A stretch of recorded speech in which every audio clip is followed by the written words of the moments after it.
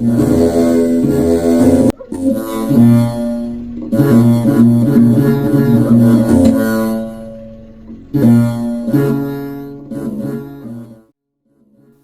አብ ወወልድ ወመንፈስ ቅዱስ አሐዱ አምላክ አሜን።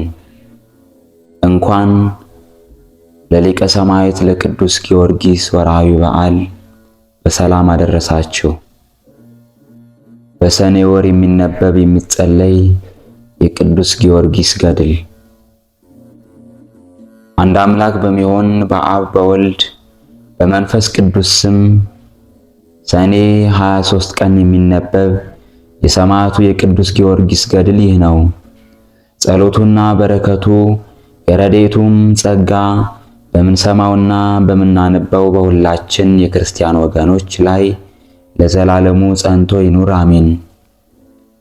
የእግዚአብሔር ልጆች የሆናችሁ የክርስቲያን ወገኖች ሆይ የልዳና የፋርስ ፀሐይ የቢሩትና የተርሴስ ኮከብ የየብስ ሰላሟ የባህርም ጸጥታዋ በግብፃውያን መርሙዳ የተባለ ይሄውም ሚያዝያ 23 ቀን ስለ ጌታችን ስለ ኢየሱስ ክርስቶስ ሰማዕት የሆነውን የቅዱስ ጊዮርጊስን የትውልድን ነገር ነግራችሁ ዘንድ ስሙ። የጋላትያ ዕፃ በምትሆን በእንቆራ ኤጲስቆጶስነት የተሾመው አባ ቴዎዶጦስ በድርሳኑ እንዳስረዳን ሚያዝያ 23 ቀን የሰማዕትነት ገድሉን የፈጸመ የኃያሉን የቅዱስ ጊዮርጊስን የተጋድሎውን ነገር ዳግመኛም የትውልዱን ነገር የአባቱንና የእናቱንም አገር የዘመዶቹንም ክብር እንደዚሁም ስለ ጌታችን ስለ ኢየሱስ ክርስቶስ ስም የተቀበለውን መከራ ሁሉ ስለ ተጋድሎውም በመንግሥተ ሰማያትም ስላገኘው ክብር በጌታችን በኢየሱስ ክርስቶስ ስም በየሀገሩ ሁሉ ድንቅ ድንቅ ታምራትን ሲሰራ እንደኖረ የሚናገር ድርሳን ይህ ነው። ይህም የቅዱስ ጊዮርጊስን ይህንን የገድልን ነገር የተናገረ አባታችን ቴዎዶጦስ ስለ ቀናች ሃይማኖት በኒቂያ ከተሰበሰቡት 318 ቅዱሳን አባቶቻችን ውስጥ አንዱ ነው። ዳግመኛም የእግዚአብሔር ባለሟል የሆነ ስሙ ቴዎዶሲዮስ የተባለ ንጉሥ በዚያ ነበረ። እርሱም በእግዚአብሔር ቸርነት ስለ ሰማዕቱ ስለ ቅዱስ ጊዮርጊስ ክብር በሰማዕት ያያትን ታላቅ ራእይ ይናገር ነበር። የክርስቶስ ወገኖች ወንድሞቻችን ሆይ በብዙ ተጋድሎ የሰማዕታት አለቃቸው የሆነ የከበረች የመታሰቢያ በዓሉንም ዛሬ የምናከብርለትን የሰማዕቱን የቅዱስ ጊዮርጊስን የተመሰገነች የገድሉን ነገር እነሆ ፈጽመን እነግራችሁ ዘንድ ይገባናል። መድኃኒት በምትሆን በክርስቶስ መከራ ይጠራ ዘንድ በሥጋውም ሕማሙን ይታገስ ዘንድ አምላካዊ ፍቅር በልቡናው በነደደች ጊዜ ፈሪሃ እግዚአብሔርም በሰውነቱ ሁሉ በመላች ጊዜ በታላቅ ትጋት በጽኑ ኃይል ንጹሕና ፍጹም በሆነ ልብ የክርስቶስን መስቀል ይሸከም ዘንድ መልካም ስለሆነች ስለ ቀናች ሃይማኖቱ እርሱ በእግዚአብሔር ዘንድ የተመረጠ በሰው ሁሉ ዘንድ የተወደደ ሆኖ ተገኝቷልና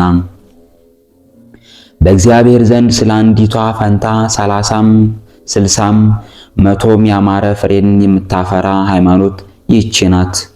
እርሱ አምላካዊ ቃልን በሰማ ጊዜ በፈቃዱ ብቻውን ብዙ ሀብቱን ወንዶችና ሴቶች አገልጋዮቹን የዚህን ዓለም ተድላና ደስታውን ሁሉ ንቆ መስቀሉን ተሸክሞ ጌታውን ኢየሱስ ክርስቶስን በቅን ልቡና ተከትሎታልና ስለዚህም ነገር ካንተ በፊት በሰማዕትነት ከተነሱት ካንተም በኋላ በሰማዕትነት ከሚመጡ ሰማዕታት ሁሉ አንተን ፈጽሞ የሚተካከልህ የለም በማለት ስለ ፍጹም ተጋድሎ በቁርጥ ቃል በመሰከረለት በእግዚአብሔር ዘንድ እነዚህን ታላላቅ ጸጋዎች አገኘ። እርሱም በመንፈስ ቅዱስ ፍቅር እየተቃጠለ ለነፍሳችን የሚጠቅሙ መልካም ምግባራትን ለመፈጸም ሁል ጊዜ በትጋት ትሩፋትን ይሰራ ነበር። ይልቁንም የእግዚአብሔርን ፈቃድ ይሰራ ነበር። ነፍስን ከሚጎዱ ክፉ ሐሳቦችም ሁሉ ይርቅ ነበር። የዚህን ዓለም ከንቱ ሥራዎችንም ከማየት በመሸሽ ዘወትር እግዚአብሔርን ያገለግል ነበር። እነዚህ የዓለም ሥራዎች እንደ ሕልም ፈጥነው የሚያልፉ እንደ ጥልም የሚጠፉ ከንቱ ሥራዎች ናቸውና። ስለዚህም ይህ ኃያል ሰማዕት ቅዱስ ጳውሎስ በዓለም ስትኖሩ ከክርስቶስ ጋር ከሆናችሁ ምድራዊውን ሳይሆን በሰማያት በአብ ቀኝ ያለው ክርስቶስ ያለበትን ሰማያዊውን ሀገር ፈልጉ ያለውን በማሰብ ሰማያዊ ዋጋን የሚያሰጥ ሥራን መስራት ወደደ። ይህ በእውነት የከበረ የተመረጠና ንጹሕ የሆነ ኃያል ቅዱስ ጊዮርጊስ የአባቱን ሹመት የእናቱንም በዘመድ መክበር የምስፍናውንም ምስጋና አላሰበም። የዓለምን ሹመት የሚያልፍ ክብሩንም አልፈለገም። በመጨረሻ ከምናገኘው ክብር ይልቅ ዓለምንና ኃላፊ ተድላዋን እንደምንወድ እንደምንመርጣትም እንደኛ እንደ ኃጢአተኞቹ ሥጋዊ ፈቃዳት የሚበረቱባት ጎልምስና አላሸነፈችውም። ይህ የጽድቅ ፀሐይ የመንፈስ ቅዱስ ጎልማሳ የሆነ ቅዱስ ጊዮርጊስም በልቡናው ተረዳ፣ ሕሊናውንም ገዛ። ሰማዕታት ተስፋ የሚያደርጉትንም ነገር አውቆ የማያልፈውን ሰማያዊ ክብር መረጠ። ስለዚህም ምድራውያን ነገሥታት የሚያቀዳጁትን አክሊል የሚሰጡትንም ክብር እንደ ጉድፍ ወደ ኋላ ጣላቸው። የሥጋ ሐሳብ አላሸነፈችውም፣ ከሥጋ ፈቃዶችም በማናቸውም አልሳተም። ነፍሱም በውስጧ ያለውን እግዚአብሔርን የማምለክ ቅን ሐሳቡን ስለ ክብር ባለቤት ስለ ክርስቶስ ሰው መሆንና የመመስከር ተጋድሎውን ፈጣሪውን እግዚአብሔርን ዘወትር ስለማገልገል መገዛቱንም ይተው ዘንድ አላዘነበለችም። የእግዚአብሔር ጸጋ ትረዳው፣ ፈሪሃ እግዚአብሔርም በመንገዱ ሁሉ ትጠብቀው ዘንድ ነበርና። እግዚአብሔርም ስለ ቀናች ሃይማኖቱ በሚደርስበት መከራ ሁሉ ተሰነካክሎ እንዳይወድቅ እስከ ተጋድሎ ፍጻሜ እንደ ጽኑ አምባ ይጠብቀው ነበር። በክርስቲያን ወገኖችም ላይ ታላቅ የስደት ዘመን በመጣ ጊዜ ይህ ንዑድ ክቡር የሚሆን ቅዱስ ጊዮርጊስ ስለ ክርስቶስ መከራን ይቀበል ዘንድ በልቡ የተዘጋጀ ሆነ። እግዚአብሔርም ወደ መከራ በጠራው ጊዜ ቅዱስ ጊዮርጊስ ፈጽሞ ደስ አለው። ቅዱሱም በራሱ ፈቃድ ብቻውን ወደ መከራው ለመሄድም እጅግ አፈጠነ፣ በችኮላም ደረሰ። እነዚያ አላውያን ነገሥታት በመከራ በሚያሰቃዩት ጊዜ ኃይሉ በጠላቶቹ ላይ ይበረታ ነበር። አላውያን ነገሥታትንም አሸንፎ ለዘላለም የማይጠፋ የዕድል አክሊልን የመንግሥተ ሰማያትንም ዘውድ የክብር ዙፋንንም በእውነት ከሚወደው በባህሪው ንጹሕ ከሆነ ከኢየሱስ ክርስቶስ ዘንድ ተቀበለ። እነዚህንም ጸጋዎች የተቀበለ እርሱ ብቻ አይደለም፣ የማያልፈውን መንግሥቱንም ይወርስ ዘንድ ስለ ክርስቶስ መከራን ሲቀበል በኖረባቸው በእነዚህ በሰባቱ ዓመታት ያደረጋቸውን ድንቅ ድንቅ ታምራትን ባዩ ጊዜ አምላኩን እግዚአብሔርን በማመን የጸኑ ብዙ ነፍሳትም ሰማያዊ አክሊልን ተቀብለዋል እንጂ። ዳግመኛም እግዚአብሔር ለዚህ ፍጹም ኃያል አርበኛ ለሆነው ለባለሟሉ ለቅዱስ ጊዮርጊስ የሰጠውን ሌላውን ክብርና ልዕልና እንገልጥላችኋለን። እነሆ ብፁዕ የሚሆን የቅዱስ ጊዮርጊስን የገድሉን ዜና ጠንቅቀን እነግራችሁ ዘንድ ሕሊና ያስገድደናልና። ይህንንም ስንነግራችሁ ልባችሁ እጅግ ደስ ይለዋል። ዳግመኛም ዛሬ ወዳጆቹ ሁሉ በመላው ዓለም በዓሉን የሚያከብሩለትን ንዑድ ክቡር የሚሆን የዚህን ታላቅ ብርሃን የቅዱስ ማር ጊዮርጊስን የክብሩን ታላቅነትም እንድንናገር ፈጽሞ ያተጋናል።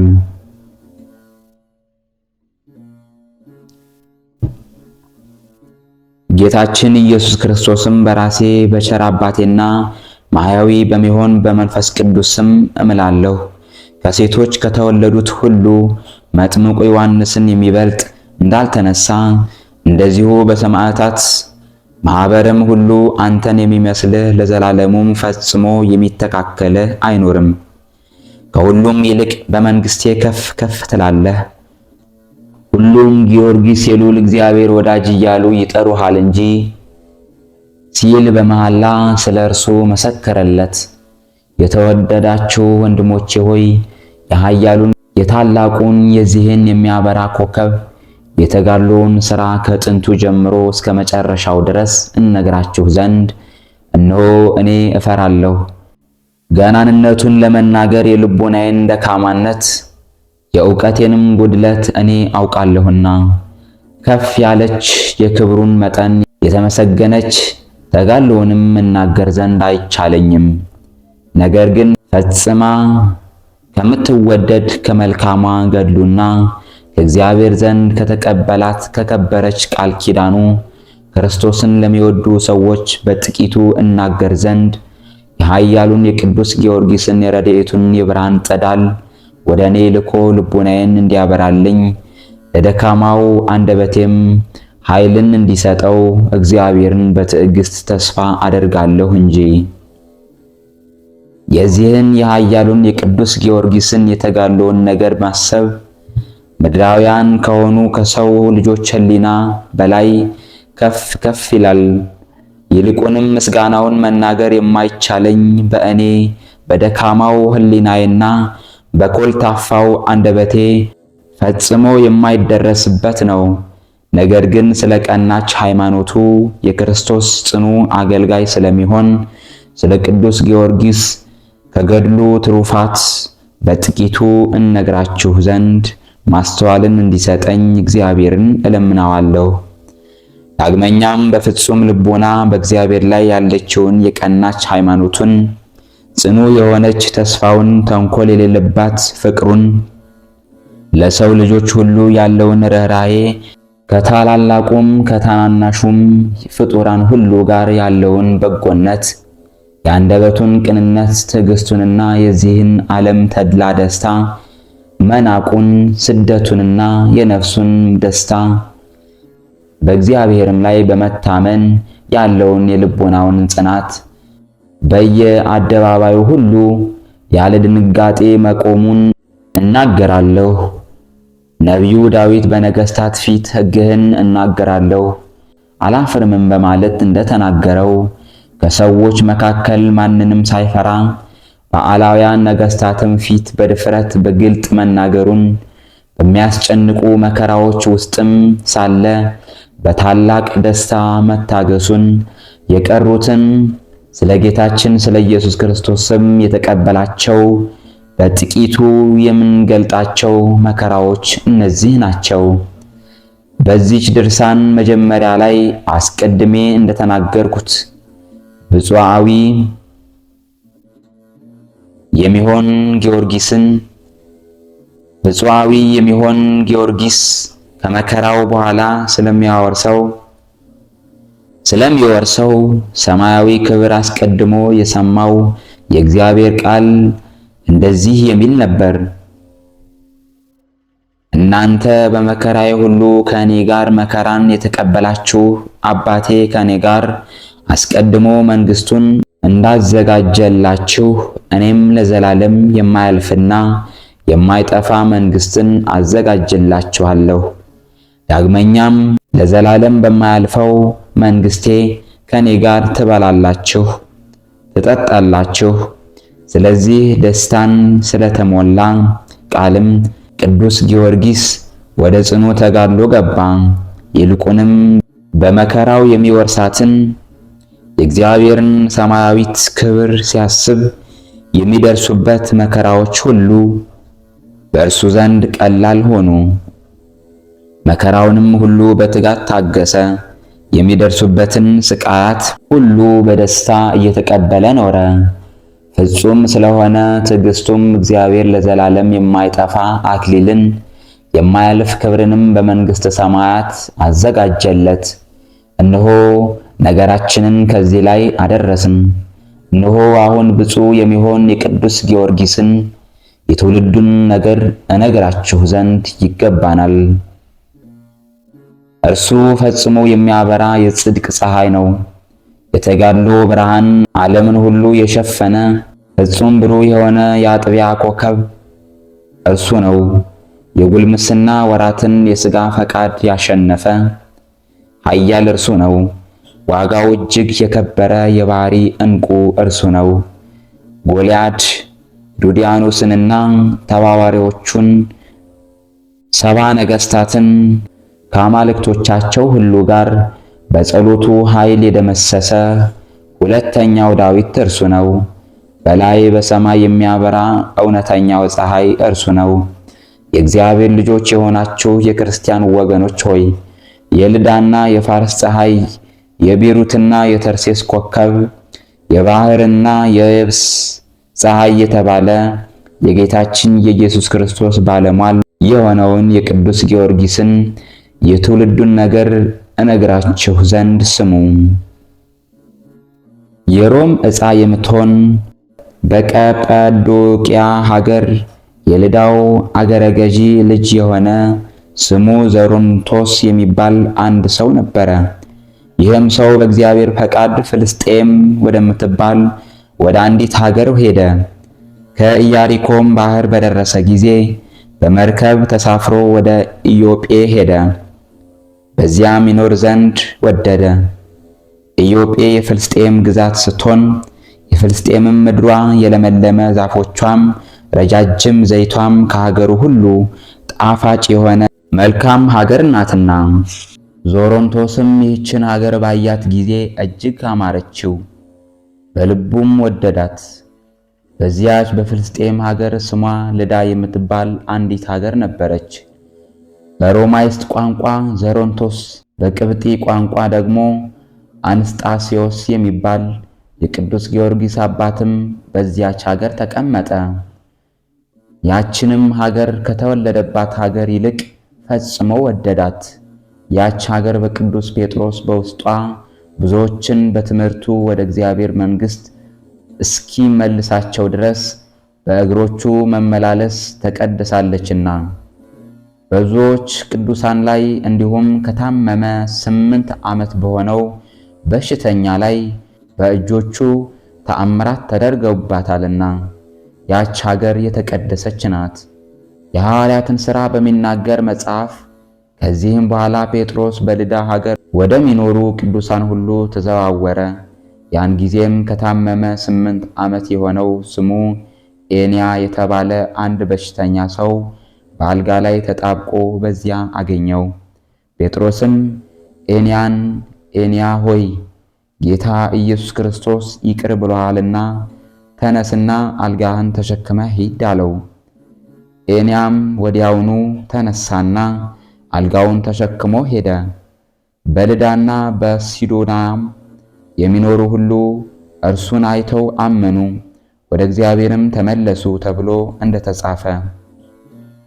ስለዚህም ዞሮንቶስ የእግዚአብሔር ፈቃድ በልዳ ሀገር እንዲኖር አስገድደዋለችና በዚያች በልዳ ሀገር ይኖር ዘንድ ወደደ። የደስታና የክብር ኮከብ ወደ እግዚአብሔር መንግሥት በምታደርሰው መንገድ ውስጥ ለሚሄዱት ሁሉ የምልክት ኮከብ ስለ ጌታችን ስለ ኢየሱስ ክርስቶስ ስም ለተጋደሉ የምስክርነት ከዋክብት ስለሆኑት ሁሉ ወደ መንግሥተ ሰማያት እስኪገቡ ድረስ መሪ የሆናቸው ቅዱስ ጊዮርጊስ በዚያ ይወለድ ዘንድ የእግዚአብሔር ፈቃድ ግድ አለችው። ይህ ዘሮንቶስ የተባለ አንስጣሴዎስም ከታላላቅ መኳንንት ከከበሩ መሳፍንትም አንዱ ሆነ። የልዳ ክፍል በምትሆን ሸም በተባለች ሀገር ላይም በአገረ ገዥነት ተሾመ። ሮምሳ በምትባል ከተማም ኖረ። በዚያም ብዙ ዘመን ተቀመጠ። በዚያም ወራት ጋላስና ጋሪስ አንዱ በሮሚያ አንዱ ደግሞ በአንጾኪያ ነገሱ። የቅዱስ ጊዮርጊስ አባት አንስጣሴዎስም በወርቅና በብር ፈጽሞ የከበረ ባለጸጋ ሆነ። ንጉሥ ጋላስም በቂሳሪያ ላይ ብዙ ዘመን መስፍን አድርጎ ሾመው። የፍልስጤም ክፍል ከሆነች ዲያስ ከምትባል ሀገር በጽር ቋንቋ አቅሌስያ የምትባል ሴትን አጨለት። የስሟም ትርጓሜ በቅብጥ ቋንቋ ቴዎብስታ፣ በግዕዝ ደግሞ ቤተክርስቲያን ማለት ነው። ይህችም ሴት ፈጽማ የተቀደሰች የተባረከችና የተመረጠች በመላው ዓለም በተጋድሎ ብርሃን የሚያበራውን የምስክርነት ኮከብን ይሸከም ዘንድ እግዚአብሔር ማኅፀኗን የባረከው ሴት ነበረች።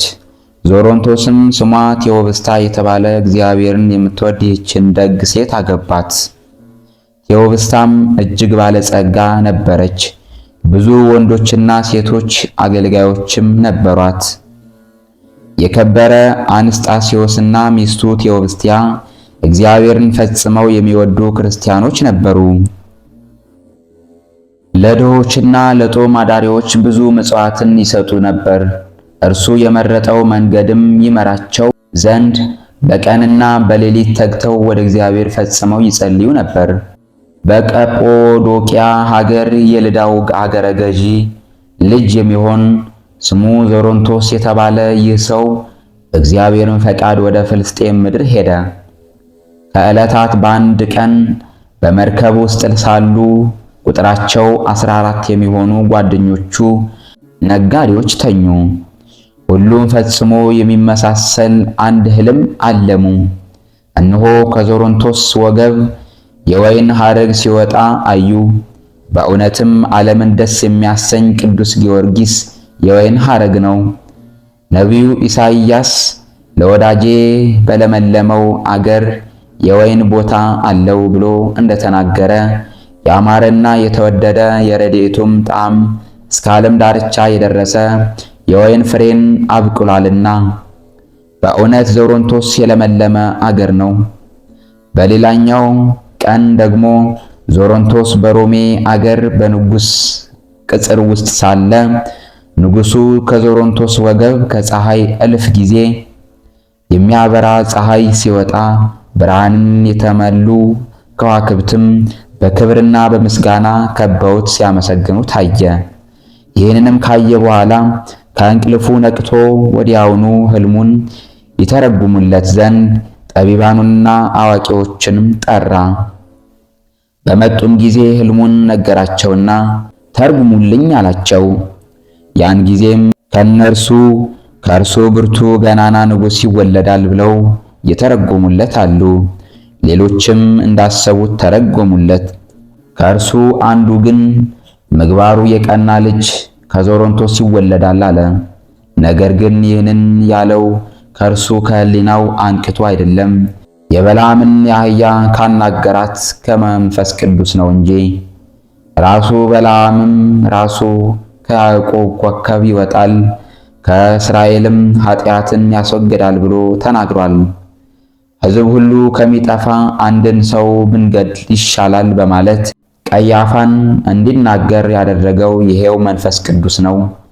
ንጉሡም ይህንን የሕልሙን ትርጓሜ በሰማ ጊዜ ፈጽሞ አደነቀ፣ በልቡም ጠበቀው። የሰማያት ሥላሴን በማመን ብርሃን የፋርስን ምድር በእውነት ያበራል፣ እውነተኛ ፀሐይ ነው። ከዚህም በኋላ ዞሮንቶስ ደስያ ተብላ ከምትጠራ ሀገር ስሟ ቴዎብስቲያ የምትባል ሚስትን አገባ። ይህችም የተመሰገነችና የተመረጠች የብርሃኑ ጸዳል በዓለም ሁሉ ለሚያበራ ብሩህ ኮከብ ማደሪያ ይሆን ዘንድ እግዚአብሔር ማኅፀኗን የባረከላት መልካም ሴት ነበረች። ከዚህም በኋላ ቁመቱ እንደ ሊባኖስ ተክል ፊቱም የእግዚአብሔርን መልአክ የሚመስል ይህንን የሚያበራ ኮከብ ደም ግባቱ የተዋበ ጽኑ ታጋይ ወለደችው። ስሙንም ጊዮርጊስ ብለው ጠሩት። ትርጓሜውም የሃይማኖት ገበሬ ማለት ነው። ዳግመኛም 2 ሴቶች ልጆችን ወለደችለት። የአንዲቷ ስም ማርታ፣ የሁለተኛዋ ደግሞ እስያ ነበር። ጊዮርጊስም ብዙ ትሩፋትን ሠራ፣ ለሥጋውም አልራራም።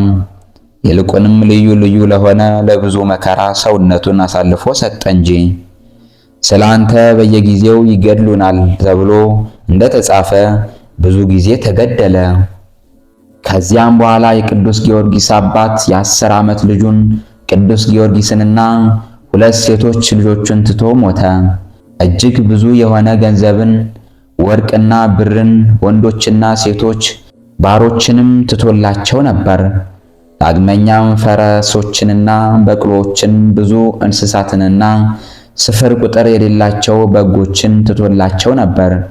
በሀብት ብዛትም በመላዋ ፍልስጤም የከበረ አንስጣስዮስንና ሚስቱን የከበረች ቴዎብስቲያን የሚተካከላቸው ማንም አልነበረምና ስለሚያደርጉላቸው ብዙ መልካም ተግባራትም የአገራቸው ሰዎች ፈጽመው ይወዷቸው ነበር።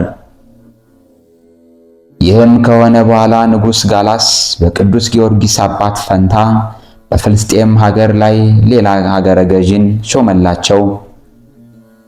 እርሱም ፈጣሪውን ፈጽሞ የሚወድ ነበር። የዚህም ጻድቅ የእርሱና የዘመዶቹ ክብር የታወቀ ነበር። ከአንዲት የ5 ዓመት ሴት ልጅ በስተቀር ወንድ ልጅም አልነበረውም። ይህም ሰው ለክብሩ በምትገባ ከፍ ባለች በታላቅ የሥልጣን ማዕረግ ወደዚያች ሀገር በገባ ጊዜ ሕፃኑን ቅዱስ ጊዮርጊስን ወደ እርሱ ያመጡለት ዘንድ ሰዎችን ላከ። ቅዱስ ጊዮርጊስም የ10 ዓመት ሕፃን ሳለ ወደ እርሱ በደረሰ ጊዜ ለረጅም ሰዓት አቅፎ ይስመው ጀመር። እርሱ ግን ስለ አባቱ ሞት ፈጽሞ ያለቅስ ነበር። ከዚህም በኋላ ለእርሱ ልጅ የሆነው ዘንድ ከእርሱም ጋር ባሉት ወታደሮች ሁሉ ላይ አለቃ የሆን ዘንድ የጦር ትጥቅን እንዲያስታጥቀው ለእርሱ ትሰጠው ዘንድ እናቱን ለመናት። እናቱም ለእርሱ ሰጠችው። ከዚያም ከእርሱ ጋር 100 ወታደሮችን አስከትሎ ወደ ንጉሡ ላከው። የእርሱንና የዘመዶችን ክብር የሚገልጥ ደብዳቤንም ወደ ንጉሡ ጻፈ።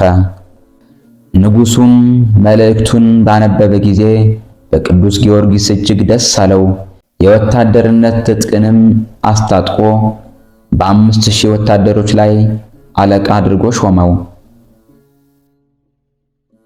ዳግመኛም አባቱ ከተወለት ብዙ ሀብትና ንብረት እጅ መንሻም ሁሉ ሌላ በየወሩ 4000 ዲናር ደመወዝ እንዲከፈለው ጻፈለት።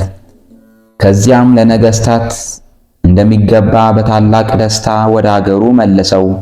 ወደ አገሩም በደረሰ ጊዜ አገረ ገዢውና የአገሩ ሰዎች ሁሉ ወጥተው ተቀበሉት፣ ወደ ታላቅ አዳራሽም አስገቡት። በማግስቱም እናቱ ለአገሩ ሰዎች ሁሉ፣ ለባለጸጎችና ለድሆች፣ ለወንዶችና ለሴቶች፣ ለታላቁና ለታናሹ በአንድነት ታላቅ የደስታ በዓልን አደረገች። ለአቅመ ደካሞችና ባላቸው ለሞተባቸው ሴቶች እንዲሁም አባት እናት ለሞቱባቸው ልጆች ገንዘቧን ሁሉ መጸወተች። ከዚህም በኋላ ሀገረ ገዢውንና ወታደሮቹን ሁሉ ጠርታ ለ3 ቀናት ታላቅ የምሳ ግብዣን አደረገችላቸው። አገረ ገዢውም ልጁና የሀብቱ ሁሉ ወራሽ ይሆን ዘንድ ለቅዱስ ጊዮርጊስ ጻፈለት። አንዲት ልጁንም ሚስት ትሆነው ዘንድ አጩለት። በቤቱ በሀብቱና ንብረቱ ላይ ሁሉ አሰለጠነው። በመንግስቱም በሥራው ሁሉ ይረዳው ነበር። የመንግስት ሥርዓትንና የሕዝብ አስተዳደርንም እንዲህ እያስተማረው ከእርሱ ጋር 10 ዓመት ተቀመጠ። ቅዱስ ጊዮርጊስም 20 ዓመት በሆነው ጊዜ የቅዱሳት መጻሕፍትን ትምህርት ተምሮ ጨረሰ። ሌላውንም ጥበብን ሁሉ ተማረ። ዳግመኛም ፈርስ ግልቢያን፣ ቀስት ውርወራንና አራዊት ማደንን ተማረ። በሥራውም ሁሉ ብርቱ ሰው፣ እጅግ ኃያል ወታደርም ሆነ። በጦር ሜዳም አለቃ ሆነ። በወታደሩ መካከልና በግዛቱ ሁሉ በኃይሉ ጽናትና በግርማ ሞገሱ እርሱን የሚተካከለው ማንም አልነበረም። የእግዚአብሔር ጸጋ በእርሱ ላይ አድሯልና ከኃያልነቱና ከጉልምስናው የተነሳ የሚያዩት ሁሉ እስኪያደንቁት ድረስ ሁል ጊዜም በግርማ ሞገስ ላይ ግርማ ሞገስ በኃይልም ላይ ኃይልን ይጨምር ነበር። ወደ ጦር ሜዳም በወጣ ጊዜ ሊዋጉት የመጡ ሁሉ ሲያዩት ይፈሩት ነበር።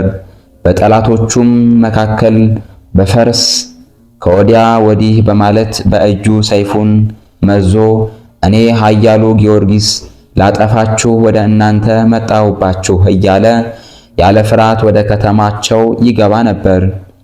ድምፁንም በሚሰሙ ጊዜ ከፍርሃትና ከድንጋጤ ብዛት የተነሳ ሰይፍና ጦራቸውን ሌላውንም የጦር መሳሪያዎችንም ሁሉ ከእጃቸው ይጥሉ ነበር። ዘወትርም እንዲህ እያደረገ ያጠፋቸው ይማርካቸውም ነበር፣ እግዚአብሔር በመንገዱ ሁሉ ይረዳው ነበርና። ቅዱስ ጊዮርጊስ 20 ዓመት ከሆነው በኋላ አገረ ገዢው ለቅዱስ ጊዮርጊስ የታጨችውን ልጁን ሊድር ወደደ። ነገር ግን እርሱ ክርስቶስን ሰማያዊ ሙሽራ ያደርገው ዘንድ በንጹሕ ድንግልና እንደሚጠብቀው አላወቀም ነበር።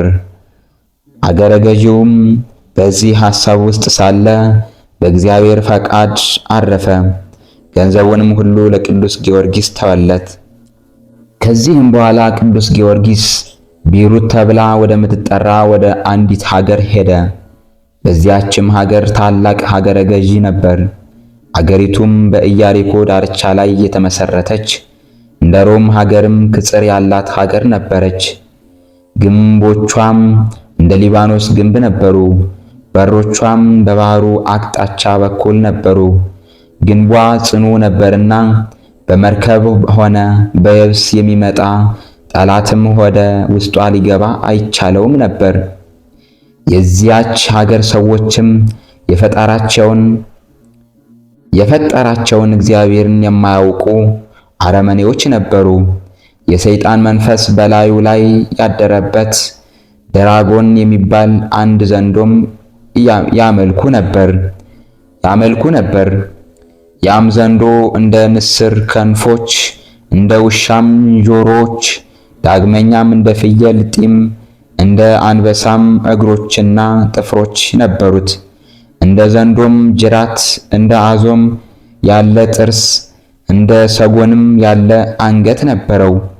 ያም ዘንዶ ወደ ባህር በሚወርድ ጊዜ አስቀድሞ የሚበላውን አንበሪዎችንም ቢሆን አሳዎችንም ቢሆን በውሃ ውስጥ የሚንቀሳቀሱ ፍጥረታትንም ቢሆን በዓይኖቹ ይመለከት ነበር። በሚያያቸውም ጊዜ የአፉን እስትንፋስ ይርጭባቸው ነበር። መርዙ በእስትንፋሱ ውስጥ ነውና የእስትንፋሱም መርዝ በደረሰባቸው ጊዜ ፈጥነው ይሞቱ ነበር። ከዚያም ይበላቸው ነበር። ከባህር በሚወጣም ጊዜ ወደ ሰማይ ይበር። ያን ጊዜም ንስርንም ሆነ ሌሎች አዋፍን ይመለከታል። አስቀድመን እንደተናገርነው የትንፋሹን መርዝ ይርጭባቸዋል። ዳግመኛም ወደ ምድር ሲወርድ በየብስ ላይ ያለውን አናብስትንም ቢሆን አራዊትንም ቢሆን እንስሳትንም ቢሆን አንድ ሰውም ቢሆን ከሩቅ ይመለከታል። ነገር ግን ብዙ ሰዎች ከሆኑ እንዳይገድሉት ይፈራልና ይህን ማድረግ አይቻለውም ነበር። የያዘውን ግን በላዩ ላይ ተቀምጦ ይበላዋል። ወደ ጉድጓድ ወይም ወደ ዋሻም ቢገቡ፣ ወደ ተራሮች ቢወጡ፣ ወደ ኮረብቶችም ከፍ ቢሉ በዓይኖቹ ካየ በኋላ የሚያመልጠውን አልነበረም። የዚያ ዘንዶ ተፈጥሮ እንደዚህ ነበር። የቢሩት ሰዎችም ድራጎን እንደተባለው ለዚያ ዘንዶ እያንዳንዳቸው በየተራ እየተፈራረቁ ሴቶች ልጆቻቸውን ዘወትር ይሰጡት ነበር። እንደዚህም እየሰጡት ብዙ ዘመናትን ኖሩ። ከብዙ ዘመን በኋላ ግን የአገሩ ሰዎች ልጆች ባለቁ ጊዜ የአገሩ ሰዎች ሀገረ ገዢውን እንዲህ አሉት፣ መኮንን ሆይ ሴቶች ልጆቻችንን ለአምላካችን ለድራጎን ሰጥተን ጨርሰናልና ለእርሱ ወደን የምንሰጠው የለንም። ከዚህ በኋላ ዘንዶ ወደ ማያገኝብን ሀገር እንሄዳለን አሉት። መኮንኑም ብቻዬን ልተውኝ ሀገሬንስ ምድረ በዳ ልታደርጓት ነውን? እንደዚህ አታድርጉ አላቸው። የአገሩ ሰዎችም መኮንኑን ሴቶች ልጆቻችንን ለአምላካችን ለድራጎን ሰጥተን ጨርሰናልና ከእንግዲህ ወዲህ ምን እንሰጣለን? ሚስቶቻችንን ብንሰጥም ያለ እነርሱ መኖር አንችልም አሉት። አገረ ገዢው መልሶ አትፍሩ፣ እኔም በተራዬ ልጄን እሰጣለሁና ወደ ሌላ ሀገር አትሂዱ አላቸው። እነዚያ ሰዎችም ሀገረ ገዢውን አሁን መልካም ብለሃል አሉት። የዘንዶውን መምጫ በደረሰ ጊዜ የአገረ ገዢውን ልጅ ለዚያ ዘንዶ ይሰጧት ዘንድ ከከተማው ውጭ አወጧት። እንደ ቀድሞ ልማዳቸውም በጫካ ውስጥ አስቀመጡለት። ነገር ግን ያን ጊዜ ዘንዶውን አላገኙትም ነበር፣ የሚበላውን አውሬ ይፈልግ ዘንድ ወደ ጫካ ተሰማርቷልና። የአገረ ገዢውንም ልጅ በዚያ ትተዋት ወደ ቤታቸው ገቡ። የቢሩት ሰዎች ልማዳቸው እንደዚህ ነበርና።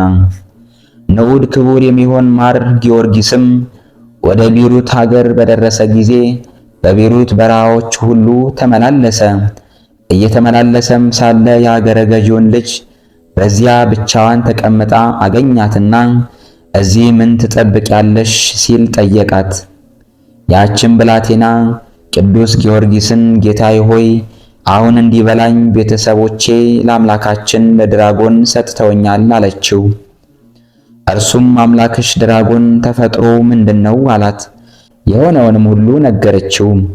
ቅዱስ ጊዮርጊስም መልሶ አምላክ ብለሽ የምትጠሪው ድራጎን አሁን የት አለ አላት። አሁን የሚበላውን አውሬ ሊፈልግ ወደ ዱር ተሰማርቷል፣ ሊበላኝም ፈጥኖ ይመጣልና አንተንም እንዳይበላህ ከዚህ ሂድ አለችው። ኃያሉ ቅዱስ ጊዮርጊስም እኔ ይህንን በላዩ ሰይጣን ያደረበትን ዘንዶ አልፈራውም አላት። እርሷም ስመለከትህ ጢም እንኳን ያላወጣህ ገና ሕፃን ነህ። ሴቶች ልጆቻቸውን ከአምላካችን ከድራጎን አፍ ማስጣል ከተሳናቸው ከቢሩት ሰዎች አንተ ትበልጣለህን አለችው። ብፁዕ የሚሆን ቅዱስ ጊዮርጊስም ከአማልክት ሁሉ የሚበልጥ ሰማይና ምድርን የፈጠረ አምላኬ እርሱ ከኔ ጋር አለና ከዚህ ከተረገመ አውሬ ያድነኛል አላት። ቅዱስ ጊዮርጊስም ይህንን ከዚያች ከመኮንኑ ልጅ እየተነጋገረ ሳለ ያ ዘንዶ በእግሩ እያኮበኮበ መጣ። ቅዱስ ጊዮርጊስንም ከሩቅ ባየው ጊዜ ምላሱን አውለበለበ፣ አንገቱንም መዘዘ። የአፉንም መርስ ሊርጭበት በላዩም ላይ ሊወረውርበት ወደደ። በእግዚአብሔር ፈቃድ የመጣው ቅዱስ ጊዮርጊስ ግን መንፈስ ቅዱስ በእርሱ ላይ አድሯልና ከዘንዶው ቁጣ የተነሳ አልደነገጠም። በሥላሴ ስም በመስቀል ምልክት አማተበበት እንጂ። ያን ጊዜም ኃይሉ ፈጥኖ ደከመ፣ መርዙም ጠፋ። ከዚህም በኋላ ቅዱስ ጊዮርጊስ ከነጭ ፈረሱ ላይ ወረደ።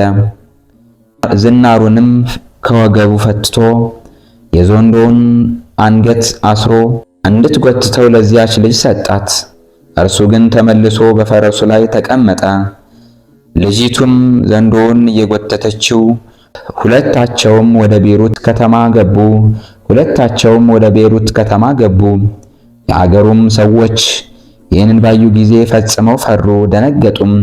የከተማውንም በሮች ዘጉ።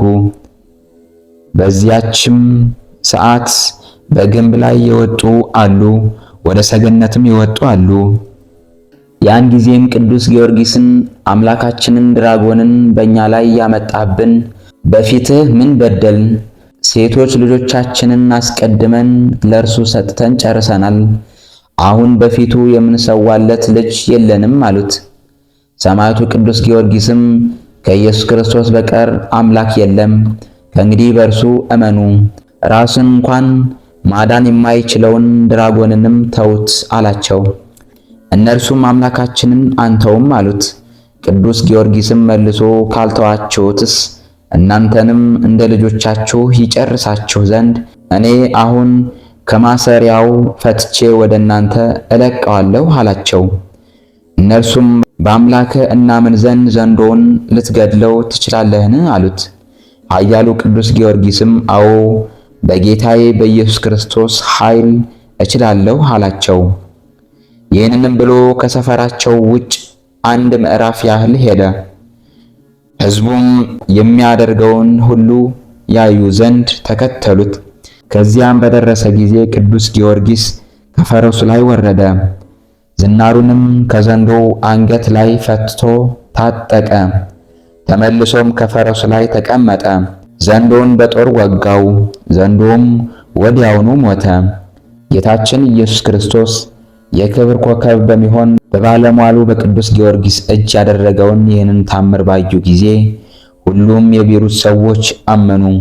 ያን ጊዜም አንድ ካህን አምጥቶ በአብ በወልድ በመንፈስ ቅዱስ ስም አጠመቃቸው። ከዚህም በኋላ ሃይማኖትንም አስተምሯቸው ወደ አገሩ ገባ። እነርሱም እጅግ ደስ አላቸው።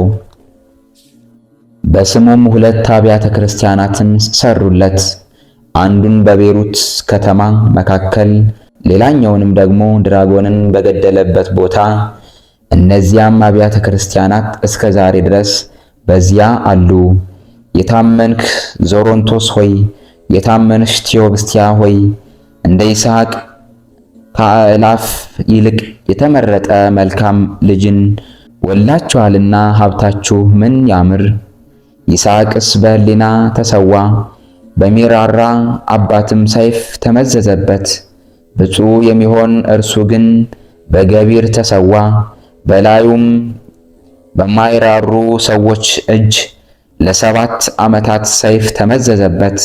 የከበርክ ዞሮንቶስ ሆይ፣ የከበርሽ ቴዎብስቲያ ሆይ፣ በአሸናፊው በእግዚአብሔር ፊት የተወደደ መሥዋዕትን አፍርታችኋልና ብፁዓን ናችሁ።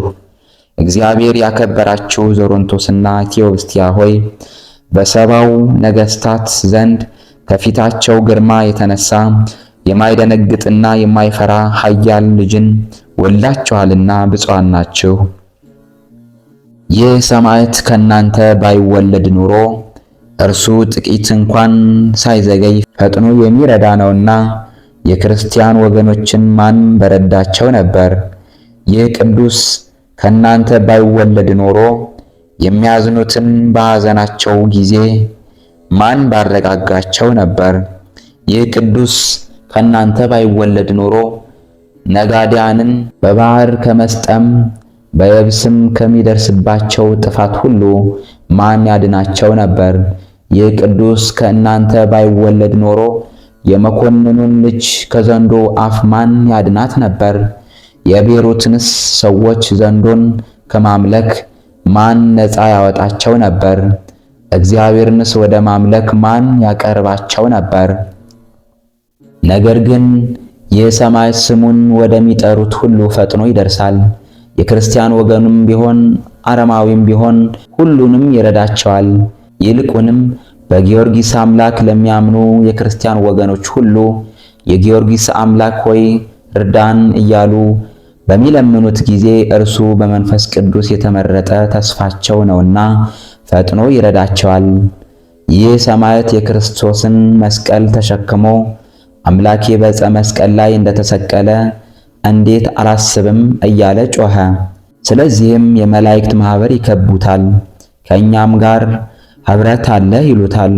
በንጽሕናውና በቅድስናው ከእነርሱ ጋር አንድ ሆኗልና የነቢያት ማኅበር ያደንቁታል፣ የሐዋርያት ማኅበርም ያገኑታል ያመሰግኑታልም።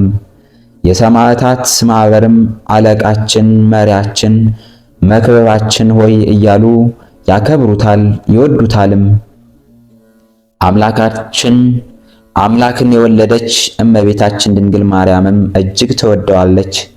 የተቸገሩትን እንዲረዳ የታሰሩትንም እንዲፈታ ታዘዋለች። ስሉስ ቅዱስ አብ ወልድ መንፈስ ቅዱስ ፈጠሩት፣ በሰባትም አክሊላት አከበሩት። በሥላሴ የምታምን ነፍስ ሁሉ ከሥጋዋ በተለየች ጊዜ ከሁሉ አስቀድማ ለስሉስ ቅዱስ ትሰግዳለች። ከዚያም ወደ ወዳጃችን ወደ ጊዮርጊስ ውሰዷትና ለእርሱ ትስገድለት በማለት በቸርነታቸው ከፍ ከፍ አደረጉት።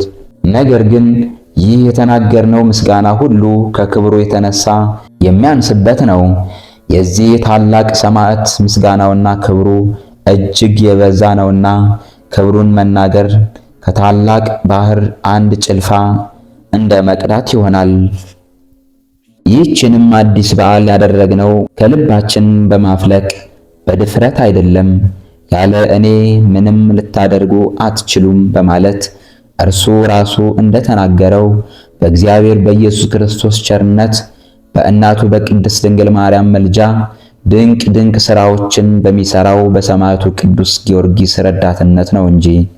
የገድሉ መጽሐፍ ስቃዩን በተቀበለባት ዕለት ሚያዝያ 1 ቀን 21 ዓመት ከ3 ወር ሆነው በማለት የሚናገረውን ተመልክተን በዚህም መንገድ ወደ ኋላ ተመልሰን ስንቆጥር ወደ ልደቱ ቁጥር ደረስን። ይኸውም ጥር 2 ቀን ነው።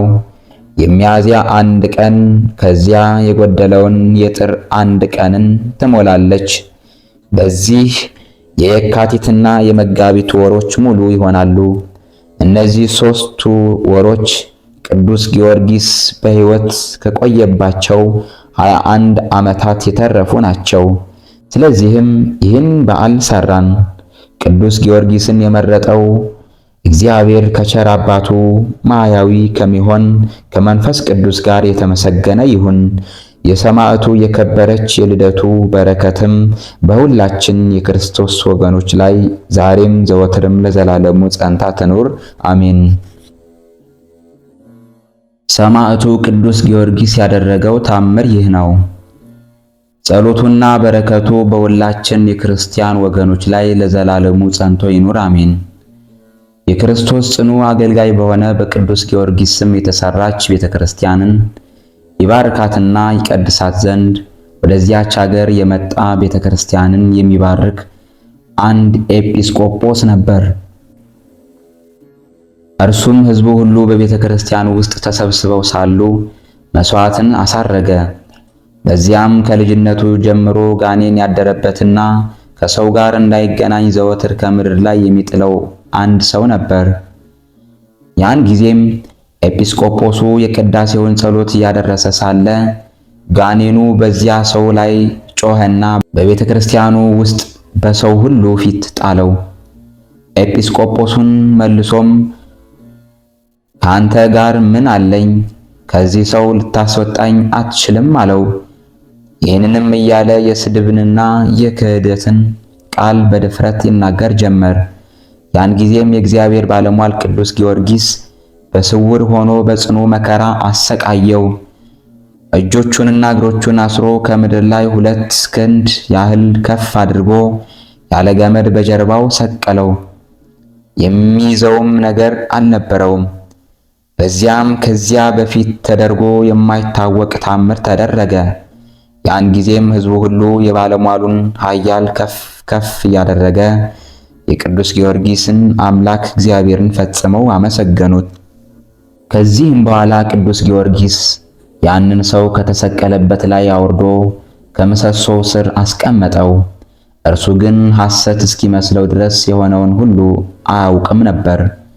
በዚያ የነበሩ ሰዎችም ይህንን ታምር አይተው ፈጽመው ያደንቁ ነበር። የሰውየውንም ፊት ያዩ ዘንድ እርስ በርሳቸው እየተጋፉ ወደ እርሱ ይቀርቡ ነበር። እርሱ ግን ያን ጊዜ እንደ ሞተ ሰው ሆኖ ነበር። በዚያም ከእናቱ ማኅፀን ሲወለድ ጀምሮ በሽተኛው የሆነ አንድ ሰው ነበረ። ያም ሰው በእግሮቹ መቆምም ሆነ መሄድ ፈጽሞ አይችልም ነበር። ዘወትርም በቤተ ክርስቲያን በር ተቀምጦ ይለምን ነበር።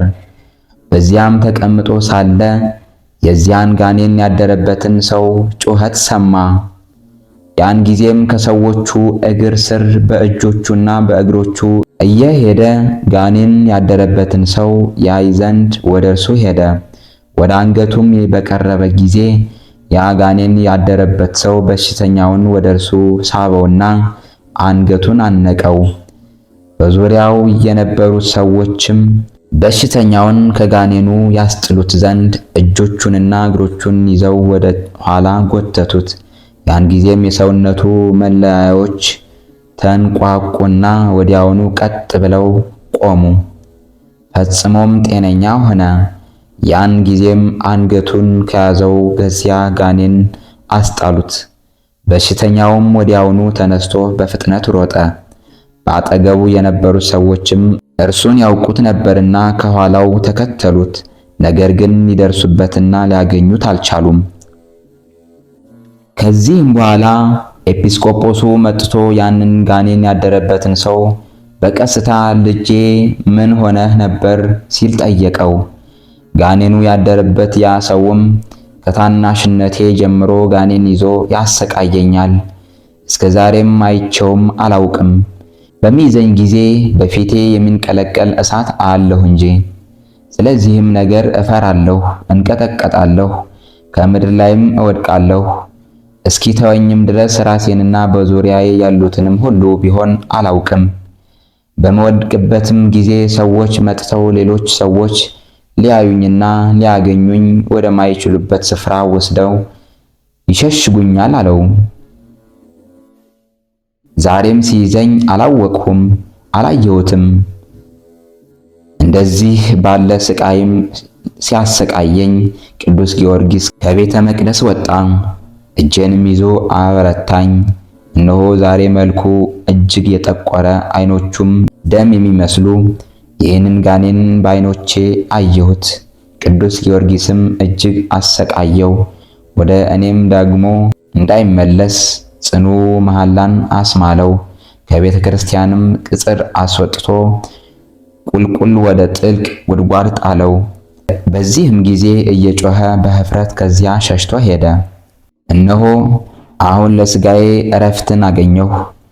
ደክሞኝም ተኝቼ ሳለሁ ይህ በሽተኛ ሰው ወደ እኔ መጥቶ ተመለከተኝ። ዓይኖቼንም ስገልጥ ቅዱስ ጊዮርጊስን አየሁት። እርሱም ፈጥኖ እጆቼን ያዘኝና በበሽተኛው ሰው አንገት ላይ አሳረፋቸው። አጥብቄ እንዲይዘውም አመለከተኝ። ያን ጊዜም በኃይል ሳብኩት። እርሱም የሰውነቱ መለያዎች ሲንቋቁ እናንተ እስክትሰማቸው ድረስ ሳበው። ዳግመኛም እንዲተወው አመለከተኝ። ያን ጊዜም እናንተ እንዳያችሁት በፍጥነት ተነስቶ ሸሸ። ከዚህ በኋላም ቅዱስ ጊዮርጊስ በራሴ አቅጣጫ ያየሁት ወደ ሰማይ አረገ አለው። ኤጲስቆጶሳቱና ከእነርሱም ጋር የነበሩት ሕዝብ ሁሉ ይህንን ከእርሱ በሰሙ ጊዜ ፈጽመው አደነቁ። በቅዱሳኑ ላይ አድሮ ድንቅ ድንቅ ታምራትን የሚያደርግ እግዚአብሔር ስሙ ለዘላለሙ የተመሰገነ ነው እያሉ እግዚአብሔርን በታላቅ ቃል አመሰገኑት። በዚያችም ቀን ከደዌያቸው የዳኑት ሁሉ እስከሚሞቱበት ቀን ድረስ የቅዱስ ጊዮርጊስን ቤተክርስቲያን ሲያገለግሉ ኖሩ። ብዙዎች ወንዶችና ሴቶች ሕፃናትም እንዲሁ በቅዱስ ጊዮርጊስ ተራዳኢነት ከርኩሳን መናፍስትና ከብዙ በሽታዎች ተፈወሱ። በጎነቱንም ሁሉ ስላደረገላቸው ለዘላለም የክብር ባለቤት የሚሆን ጌታችንን ኢየሱስ ክርስቶስን አመሰገኑት። የሰማዕቱ የቅዱስ ጊዮርጊስ ጸሎትና በረከቱ ለዘላለሙ በሁላችን ሕዝበ ክርስቲያን ላይ ጸንቶ ይኑር ለዘላለሙ አሜን። ምስኪኑን በሽተኛ ያዳንከው፣ ጋኔን ሲያሰቃየው የነበረውንም የሕይወት ልብስን ያጎናጸፍከው፣ የባለሟልነት የአክሊልን በፍጹም ምስጋና የተቀዳጀህ ቅዱስ ጊዮርጊስ ሆይ ያዘንኩትን አገልጋይህንና ሁላችንንም የተለዩ ብርሃናዊ መልክ ያለውን የደስታ ልብስ አልብሰን ለዘላለሙ አሜን። በቅዱስ ጊዮርጊስ ረድኤትና በረከት ያሳትፈን። ለዛሬ ወር በሰላም ያድርሰን፣ ሁላችንንም ይጠብቀን። አባታችን ሆይ በሰማያት የምትኖር፣ ስምህ ይቀደስ፣ መንግስትህ ትምጣ፣ ፈቃድህ በሰማይ እንደሆነች እንዲሁም በምድር ትሁን። የዕለት እንጀራችንን ስጠን ዛሬ፣ በደላችንን ይቅር በለን እኛም የበደሉንን ይቅር እንደምንል፣ አቤቱ ወደ ፈተና አታግባን ከክፉ ሁሉ አድነን እንጂ መንግስት ያንተ ናትና ኃይል፣ ክብር፣ ምስጋና ለዘላለሙ አሜን። እመቤታችን ቅድስት ድንግል ማርያም ሆይ በመልአኩ በቅዱስ ገብርኤል ሰላምታ ሰላም እንልሻለን። በሐሳብሽ ድንግል ነሽ፣ በስጋሽም ድንግል ነሽ። የአሸናፊ እግዚአብሔር እናት ሆይ ሰላምታ ላንቺ ይገባሻል። ከሴቶች ሁሉ ተለይተሽ አንቺ የተባረክሽ ነሽ፣ የማኅፀንሽ ፍሬ የተባረከ ነው። ጸጋን የተመላሽ ቅዱስ ሆይ ደስ ይበልሽ፣ ልዑል እግዚአብሔር ከአንቺ ጋር ነውና ከተወደደው ልጅሽ ከጌታችን ከመድኃኒታችን ከኢየሱስ ክርስቶስ ዘንድ ይቅርታንና ምሕረትን ለምኝልን ኃጢአታችንን ያስተሰርይልን ዘንድ ለዘላለሙ አሜን። ወስብሐት ለእግዚአብሔር ወለወላዲቱ ድንግል ወለመስቀሉ ክቡር። ይቆየን።